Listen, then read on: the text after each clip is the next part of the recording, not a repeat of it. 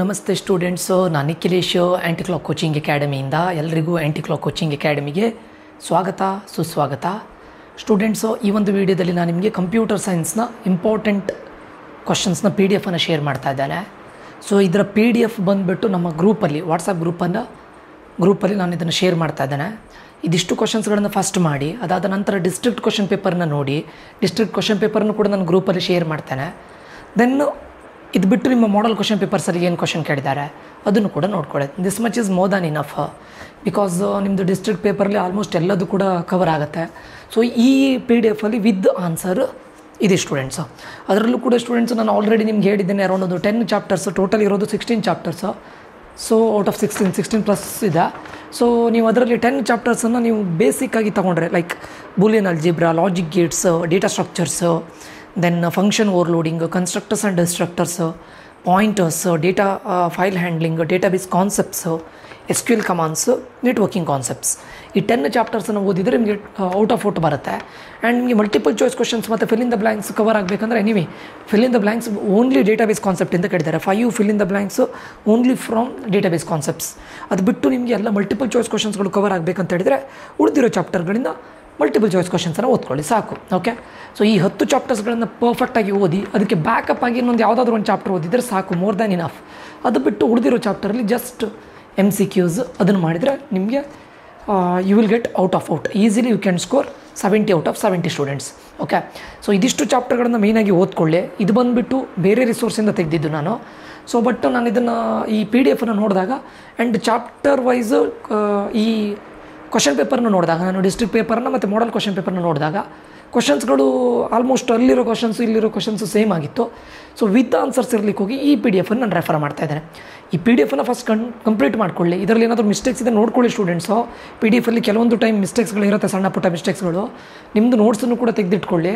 And ಇದರಲ್ಲಿ ಕೆಲವೊಂದು ಅಲ್ಗೋರಿದಮ್ಗಳಿಗೆ variable declare ಮಾಡುವಾಗ ಅವರದ್ದೇ ನೇಮನ್ನು ಕೊಟ್ಟಿದ್ದಾರೆ. ಸೊ ನಿಮ್ಮ ಕಾಲೇಜಲ್ಲಿ ಬೇರೆ ಕೊಟ್ಟಿದ್ದರೆ ನಿಮ್ಗೆ ಈಸಿ ಆಗೋದಿದ್ದರೆ ಅದನ್ನೇ ಯೂಸ್ ಮಾಡಿ. ನಾನು ಇದನ್ನೇ ಮಾಡಿ ಅಂತ ಹೇಳ್ತಾ ಇಲ್ಲ. ಅಲ್ಗೋರಿದಮ್ಸ್ ಇರ್ಬೋದು, ಪ್ರೋಗ್ರಾಮ್ ಇರ್ಬೋದು, ಸೊ ಅದನ್ನು ಯೂಸ್ ಮಾಡಿಕೊಡಿ, ಆಯಿತಾ.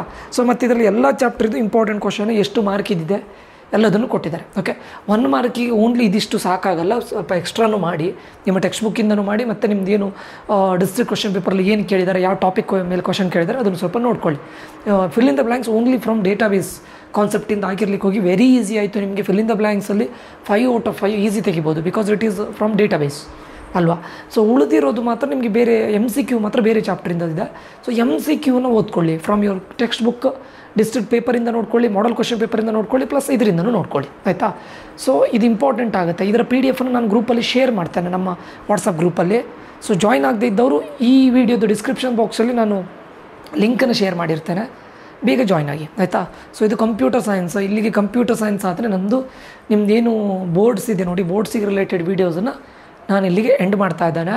ಸೊ ಆ್ಯಂಡ್ ಇದರ PDFಗಳೆಲ್ಲದೂ ಕೂಡ ಗ್ರೂಪಲ್ಲಿದೆ, ಶೇರ್ ಮಾಡ್ತೇನೆ. ಈಗ ಯಾವುದು ಡಿಸ್ಟ್ರಿಕ್ಟ್ ಪೇಪರ್ನ ಶೇರ್ ಮಾಡ್ತೇನೆ, ಈ PDF ಅನ್ನು ಶೇರ್ ಮಾಡ್ತೇನೆ, ಇನ್ನೊಂದು ಪಾಸಿಂಗ್ ಪ್ಯಾಕೇಜ್ ಅಂತಿದೆ ಅದನ್ನು ಬೇಕಾದರೂ ಶೇರ್ ಮಾಡ್ತೇನೆ. ಪ್ಲಸ್ ನಿಮ್ಮದು ಮಾಡಲ್ ಕ್ವಶನ್ ಪೇಪರ್ನ ನೀವು ನೋಡಿಕೊಂಡು ಇದಿಷ್ಟು ಓದ್ಕೊಂಡ್ರೆ this is more than enough. Okay, so out of out score ಮಾಡಲಿಕ್ಕೆ ಏನು ಪ್ರಾಬ್ಲಮ್ ಇಲ್ಲ, ಆಯಿತಾ. ಇದರ ನಂತರ ಮುಂದಿನ ಇದರಲ್ಲಿ ನಾನು ಮತ್ತೆ KCT ರಿಲೇಟೆಡ್ ವೀಡಿಯೋಸ್ಗಳನ್ನು ಮಾಡ್ತೇನೆ. ಓಕೆ, ಹೇಗೆ ನೀವು ಅಪ್ರೋಚ್ ಮಾಡಬೇಕು, ಯಾವ ಚಾಪ್ಟರ್ಗಳನ್ನು ಫಸ್ಟು ಮಾಡಬೇಕು, ವೇಟೇಜ್ ಹೇಗಿರುತ್ತೆ.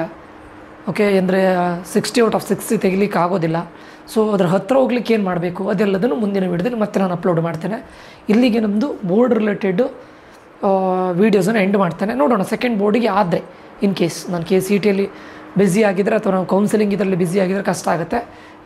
I will try my level best. Okay, so ಇದರ PDF ಅನ್ನು ಗ್ರೂಪಲ್ಲಿ ಹಾಕ್ತೇನೆ. ಓಕೆ ಸ್ಟೂಡೆಂಟ್ಸ, ಇಲ್ಲಿಗೆ ಈ ಒಂದು ವಿಡಿಯೋನ ಎಂಡ್ ಮಾಡ್ತಾ ಇದ್ದೇನೆ. ಮುಂದಿನ ವಿಡಿಯೋದಲ್ಲಿ ಮತ್ತೆ ಸಿಗ್ತೇನೆ. ಅಂಟಿಲ್ ದ್ಯಾಟ್ ನಾನು ನಿಖಿಲೇಶ್ ಸೈನ್ ಆಫ್ ಆಗ್ತಾ ಇದ್ದೇನೆ. Love you all, bye, take care students.